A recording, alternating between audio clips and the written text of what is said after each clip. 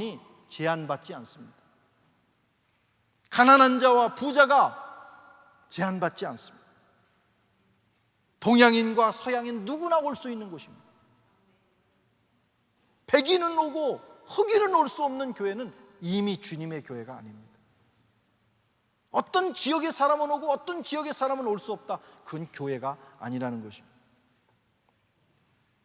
누구나 들어올 수 있고 누구나 하나님의 자녀가 될 수 있는 곳입니다. 그런데 예루살렘 교회는, 이 성전은 그렇지를 못했습니다. 예루살렘 성전은 거룩한 예배의 처소가 인간의 탐욕적인 거래가 되는 곳이 되었고, 누구나 들어올 수 있는, 만민이 기도하는 곳에 특정한 사람만 들어올 수 있는 귀족화되고 배타적인 장소가 된 것입니다. 주님이 그것을 보시고 화가 나셨어요. 좀 더 솔직히 말씀드리면 열받으신 겁니다. 저는 성경을 읽으면서 예수님이 이렇게 열받으신 걸 처음 봤어요. 옆에 있는 채찍을 드시고는 거기에 있는 사람들을 내리치는 거예요. 그리고 다 뒤집어 엎으시는 거예요. 상을 다 뒤집어 엎고 내어 쫓으시는 거예요. 온유하고 거룩하시고 인자하신 우리 주님께서 오늘 이 장면만큼은 두고 보실 수가 없었다는 겁니다. 여러분, 교회가 그 본래의 거룩한 기능을 잃어버리고, 그리고 만민이 기도하는 현장이 되지 않을 때 주님께서는 이렇게 불같이 책망하실 것입니다. 세 번째로, 저주받은 나무를 가지고 제자들을 교훈하셨습니다. 다음 날 베다니에서 이렇게 오셨는데 보니까 나무가 말랐잖아요. 그 제자들이, 주님, 나무가, 어제 저주하신 나무가 뿌리까지 말랐습니다. 그랬더니 예수님께서 제자들에게 뭐라고 말씀하시냐, 22절에서 24절에 보니까 하나님을 믿으라. 내가 진실로 너에게 이르노니 누구든지 이 산더러 들리어 바다에 던지우라 하며 그가 말하는 것이 이룰 줄 믿고 마음에 의심치 아니하면 그대로 되리라. 그러므로 내가 너에게 말하노니 무엇이든지 기도하고 구하는 것은 받은 줄로 믿으라. 그리하면 너에게 그대로 되리라. 갑자기 뚱딴지같이 믿음에 대한 말씀을 가르치시는 거예요. 여기에도 여러분 아주 중요한 의미가 있습니다. 무화과 나무에게는 열매를 기대하셨고, 예루살렘 성전을 향해서는 예루살렘 성전이 하나님을 만나는 거룩한, 만민이 하나님을 만나는 거룩한 장소이기를 기대하셨다면 제자들에게는 믿음을 기대하신 거예요. 근데 제자들도 마찬가지로 주님을 열심히 따라다녔지만 그들에게는 믿음이 없었습니다. 14절에 보면 제자들이 듣더라 그랬어요.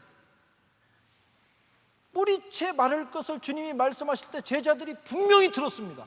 그런데 그 다음날 마른 걸 보고는 제자들이 묻는 거예요. 이게 어떻게 된 겁니까? 주님은 제자들에게 믿음을 원하셨지만 제자들은 불신으로 주님을 실망시켰습니다. 이것이 또한 예루살렘의 문제예요. 하나님을 믿는다, 그들은 말했지만 정말 하나님을 믿지 않았습니다. 말씀은 듣기는 했지만 믿지 않았다는 겁니다. 그 말씀이 그대로 될 줄을 못 믿은 것입니다. 말씀이 능력이 있다는 것을 믿지 않았습니다. 주님을 믿지 않은 겁니다. 우리가 하나님을 믿는다고 하는 것은 그분의 존재, 그분의 말, 인격, 그의 능력을 믿는 것을 포함합니다. 그런데 제자들은 그렇지 못했습니다. 주님에 대한 진정한 믿음이 없었고 필요한 것, 이해되는 것만 믿었습니다. 주님의 말씀이 그대로 이루어진다는 사실을 제자들은 믿지 않은 것입니다. 주님은 예루살렘과 제자들에게 하나님을 믿는 믿음을 기대하셨습니다. 오늘 저와 여러분에게도 하나님을 믿는 믿음을 기대하고 계십니다. 신앙인의 불신앙, 이것이 문제입니다. 우리는 다 믿는다고 여기에 앉아와 있지만, 그러나 정말 여러분 하나님을 믿고 계시냐는 거예요. 예루살렘에 하나님을 믿는다는 사람들이 가득 채웠지만 그들 중에 하나님을 믿는 사람이 거의 없었다는 것입니다. 교회를 다니면서 성경 읽으면서 기도하면서 모양새는 내지만, 믿음의 모양새는 내지만 사실은 하나님을 믿지 않는 사람이 많습니다. 그래서 신앙생활이 공허하고 능력이 없습니다.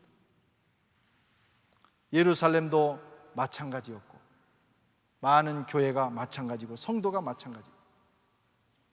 한번 질문하겠습니다. 스스로 대답을 해보시기 바랍니다. 여러분은 정말 하나님을 믿으십니까? 오늘 대답이 이렇게 갑자기 줄어들었어요.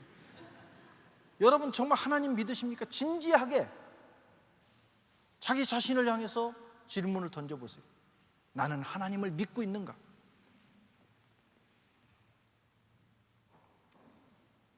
믿는다고 생각하고 있는 거 아닌가? 흉내만 내는 것은 아닌가? 그냥 믿는 것처럼 행동만 한 것은 아닌가? 신앙인의 불신앙, 이것은 주님을 실망시켜드리는 일이에요. 제자들에게 주님이 하신 말씀을 들으십시오. 하나님을 믿으라. 찬양대 하나님을 믿으십시오. 하나님을 믿어보시라고요. 제자들이 저는 정말 하나님 믿었기 때문에 따라와. 그런데 사실은 믿지 않았다는 거예요. 주님이 하루 전에 하신 말씀도 믿지 못해서 오늘은 놀라는 겁니다. 우리가 그런 믿음만 가지고 있다면 우리 삶에 놀라운 하나님의 역사가 나타나게 되는 것입니다. 예수님의 존재, 하나님의 인격, 그분의 능력, 그분의 말씀을 우리가 정말 믿기만 한다면, 흉내내지 않고 정말 전적으로 하나님이 살아계시다고 믿고 그 말씀에 순종한다면 주님의 말씀의 역사가 우리에게 나타나는 것입니다. 그게 안 되니까 자꾸 종교생활로 변하고 그 종교생활이 타락해서 결국은 자기의 탐욕을 만족시키는 그런 신앙생활로 변하는 것입니다. 살아계신 하나님을 참으로 믿고 그분의 능력을 경험하면서 살아갈 수 있다면 우리는 자기를 부인하고 정말 거룩한 길을 따라갈 수 있는 용기를 얻게 되는 거예요. 누가복음 1장 37절에 대저 하나님의 모든 말씀은 능치 못함이 없느니라. 예수께서 저에게 대답하여 이르시되 하나님을 믿어라. 오늘 이 말씀을 여러분 가슴속에 담으시기를 바랍니다. 믿음이 중요합니다. 하나님을 믿고 하나님의 말씀을 믿고 그분의 능력을 믿어야 됩니다. 그러면 세상을 이길 수 있습니다.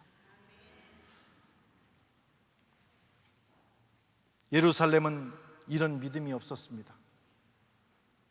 그래서 주님을 실망시켰습니다.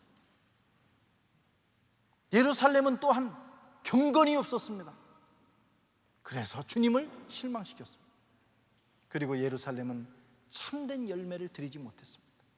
그래서 주님을 실망시켰습니다. 저와 여러분은 기왕 신앙생활 하는데 정말 하나님이 살아계시다고 믿는다면 그분을 실망시키지 않고 그분의 기대에 부응하는 삶이 되실 수 있기를 바랍니다. 기왕 주일 나오고 기왕 예수 믿는다고 한다면 정말 믿는 사람처럼 해보자 이거예요.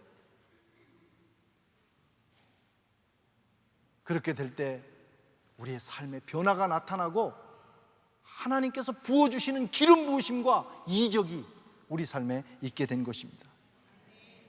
하나님과 하나님의 말씀을 참으로 믿는 성도, 인간적인 탐욕을 내려놓고 순전하게 주님을 섬기는 경건한 성도, 그리고 주님이 원하실 때 내 자신을 내어드릴 수 있는 열매 있는 성도, 그런 성도가 되실 수 있기를 주님의 이름으로 축원합니다.